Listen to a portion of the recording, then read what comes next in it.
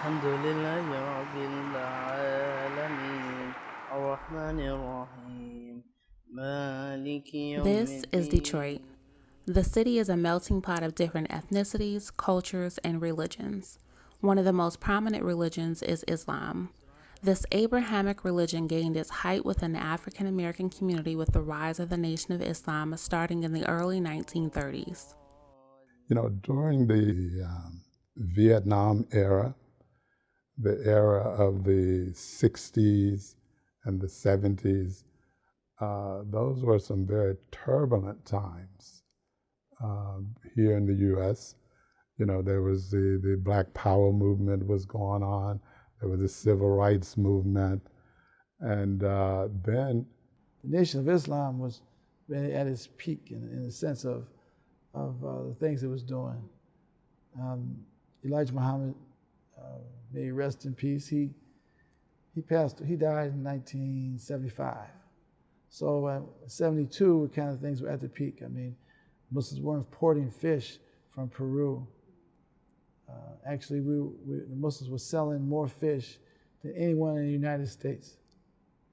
Unfortunately, there was this if you will, this heavy bombardment of the African American communities with drugs.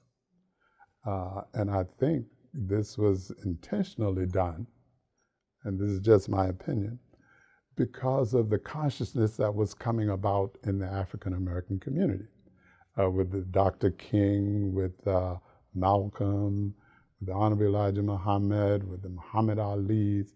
See, we had all of this knocking on the conscience of so-called Black America. So, you know, people like Muhammad Ali, they were making Islam famous. They were making Islam known.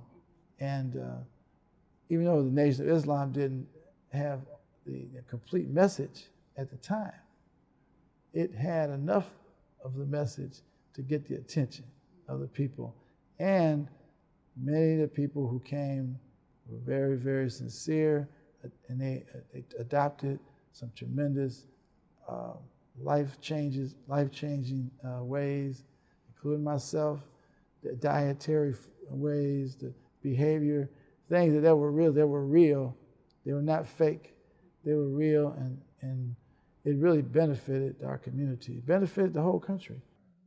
And people were becoming more conscious, even the singers.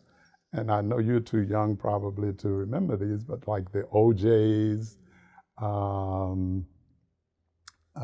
James Brown, all of these guys were they were singing this music with a conscious message.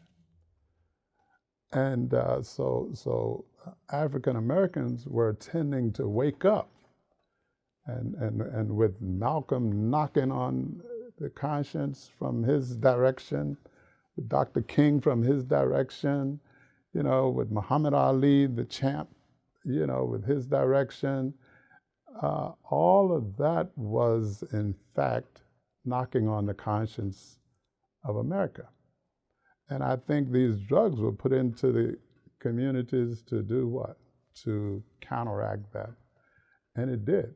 It destroyed a lot of movements and destroyed a lot of lives. Most people think that most Black people, when they convert to Islam, it's because of Malcolm X or because they don't want to associate with the white man and that sort of thing. But that wasn't the case for myself and a lot of my friends. Those that followed the teachings of Imam Wazir Muhammad look more at the spiritual aspects of it. God, what does God mean? How can God uplift you? Because only God can raise you up. A friend of mine, Mitchell, and we had a bookstore on Linwood, and we decided to move the bookstore over here and open up a mosque at the same time. We opened it in 1983, and we incorporated it in 1985. People were coming into Islam. There were various reasons why people were in the community. Some were in the community because They saw the financial power of the Muslim community. Others came because of the strength of the message. We gave them hope and gave them strength to do things, to become something. Others people, they liked it before for just religious purposes, and it just for various reasons. But there was so much going on in the Nation of Islam and in the non-Nation of Islam Muslims or the Sunni community. There's a lot going on. People don't really talk about that, but there was a lot going on. People were buying halal food. They were slaughtering their own meat. They were building their own businesses, establishing the prayer 5 times a day. All these things in the African American community was leading the way. You would never know that by today. It was such a strong community. It was such an active community. It was such a very positive community. The teachings of do for yourself was very strong and prevalent, and that's what the Muslim community was doing, with supermarkets and hospitals and, just providing a life for that particular community on its own was very strong and positive. Introduced to Islam by my brother, one of my older brothers. He had met some Muslims when he was in Germany, and then when he came stateside, he met some Muslims from the Nation of Islam. And he introduced me to Islam from the Nation of Islam perspective at that time. He had this one book that was by the Honorable Elijah Muhammad called Message to the Black Man. You may have heard of that book. Anyway, he gave me a copy of that book to read. And he also had this album that was produced by the Nation of Islam. It was a lecture by the Honorable Elijah Muhammad on The Judgment Is Now. And I listened to that album, and actually it was talking about the destruction of America. And it scared me. That was the scariest lecture I'd ever heard. And so that kind of piqued my interest in Islam at that time. A friend of mine by the name of Salim Rahman, he just passed on just not long ago. May Allah bless his soul. He became Muslim before I did. And he used to come by and tell me a lot of things about Islam and about the religion. And he kept doing it, and then all of a sudden I just accepted the religion because it's the first thing that actually made sense to me, and I accepted it. I guess I was part of the Nation of Islam as a teenager. I was introduced to the Nation of Islam. I had gone to Detroit for a meeting at the Masjid on Linwood, Masjid Wali Muhammad, and got my ex and became a member of the Nation of Islam. And that was my first introduction to it in 1969. I came into the religion after marrying my husband. My first contact with Islam was through someone, that lived in my hometown that was a part of the Nation of Islam. But I didn't really gravitate towards all of the principles under the Nation of Islam. And so when I married my husband and he was attending the mosque, I wanted to go also. That's how it just started from that point on. I was in school at Catholic Central High School, 11th grade. One of our class assignments was to read. We had to read about 12 books a year. And one of the books was the autobiography of Malcolm X. So when I read the book, I became interested. I started studying a little bit more. I started studying about Islam. I didn't know anything about the Muslim religion. I used to work out in the gym, lifting weights. I was a weightlifter, and we trained. And right around the corner from Muhammad's Mosque number 1 was where the gym was. So I used to go past the Muslims all the time, talking and stopping in restaurants to eat. and had a lot of interaction with the community, but I never really knew anything about Islam. When I worked the summer, I graduated from high school the next year and went to worked for Melody Farms. My coworkers was a Muslim. So in the mornings when we would start getting our routes together for the day, while they were loading the trucks, he started teaching me about Islam.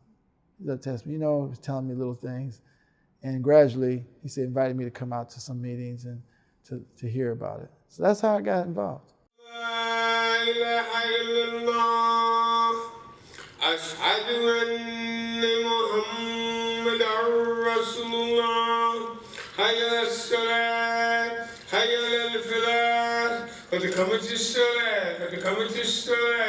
Allahu Akbar, Allahu Akbar. La ilaha illallah. Once I found Islam and I heard it, and from that point on, it just was, I guess, what I was looking for, what I felt could really affect a change in me. I don't know what I would do without Islam. I'm so thankful my parents were Muslim. Every time I think about helping people or all the good deeds or things that I do, it's because of my religion, what my parents have instilled in me, and I don't know anything else. So whenever I'm tested, I always go back to it's religion. Okay, what am I supposed to do? Or the patience I have to exercise. Religion, Islam has helped me. I mean, I wouldn't have it any other way. Before Islam, I didn't have a purpose in life, a real purpose, a real understanding of God, a real understanding of what it meant to submit yourself to God. And when Islam gave me that, gave me the knowledge of the connection with Almighty God. I think it was the level of gratitude, because I saw my life changing so much for the better. I was the principal of Sister Clara Muhammad School. During the time that our children first were beginning school, they went to Sister Clara Muhammad. Then there was this brief interim period of time where the school closed. And the Sister Clara Muhammad School was under Masjid Wali Muhammad. And the board voted to close the school because of financial reasons. And we wondered, what we were going to do with our children, because we'd already decided, we wanted an Islamic education for them. We wanted them to be in an Islamic environment during their schooling. When it closed, it was sort of like, what are we going to do? We had parents with children, and I had children, of course, too, that were in the Sister Clara Muhammad School. Well, with the school being closed, then that meant our children would have to go to a public school, because we were the only Islamic school. Sister Clara Muhammad was the only Islamic school here in the Detroit area at that time. There were a few at the time Islamic schools in the area. They were extremely unaffordable. The majority of the Muslims there did not look like us or come from where we had come from. So it wasn't as desirable, but it was going to be better than the public schools in our mind. So I spoke with the parents, and I told them what my intents were. My intents were to open another school. And they said they would support it. And so I opened Al-Ikhlas in 1991. Thank Allah for Brother Nadir and his establishing of the Al-Ikhlas Training School Academy. What specific changes would you like to see in the community? See, if you have people in your community who have resources, then you can do so much more. So we don't have a senior citizen building in our community. So that's something very basic that we should have. So those type of things that we need to pull together and do. I would like to see them take more, to take a look at enhancing the mosque, which will enhance themselves too at the same time. Making sure we set ourselves up first to be able to help others. So I think education is one thing that I want to make sure, or I'm trying to always instill in young people, get your education as teenagers. We have a lot of people drop out of school, don't think of the importance of it, but educating yourself and equipping yourself with the proper tools later on to help build the community with ideas. And we have a long way to go. I think there are people who want to see the Muslim community strengthen and grow. So we have some work to do, but I think there's promise there. Why aren't we putting more of an effort, making more sacrifices to make sure that we have the best for our children when it comes to Islamic education? Because it begins with education. Most of people my age looked around and said they thought that it would never happen, that a black man would be elected president, and we still don't know how it happened, and it's just so crazy that the same night that he was doing the inaugural dance with his wife, a lot of the Republican Caucasian men were having a meeting to try to unseat him. At the same time that he hadn't even finished the dance yet. I didn't think Barack Obama was going to win either as a nomination. I thought he would win once he became the nominee from the Democratic Party, but I didn't think he was going to win the nomination. I said, I'll vote for him. I wouldn't vote for anybody else, but I didn't think he was going to win. Allah decides to make him president with a name, Hussein, because his name is what? Barack, mean blessed. Hussein, Obama. Obama in some African languages is Osama. You know that, right? Yeah. So here they got a president that's Hussein and Osama. And he's black. I said, that's kind of like poetic justice. I remember the day, so I was up at Michigan State in law school. We had a watch party, and it was a room full of Republicans. And interestingly enough, the few Democrats in the room were in the back. And the moment it happened, I think I just started tearing up. Like, I couldn't believe it. I mean, we saw the numbers, it was coming, but still, when it finally was official, like, we just were in shock. It was such a proud moment. Still to this day, I still can't believe it happened. I wish he was still here. But at the same time, I was happy to see that for our children that think they can't aspire for this high office, you see. Now they know that it's possible, not only for the Muslim, the non-Muslims too. Young African Americans and of other ethnic groups, they see it's possible in America that we can aspire to be in the highest office in this land. Islam means freedom, justice, and equality. Means everything pretty much, like a life being saved. It means everything to me. It's my life. It's what I live for. A greater connection with God. It means my life. It also means my death, a satisfactory death and a satisfactory life after death. A beautiful way of life, a peaceful, very calculated, sensical way of living life.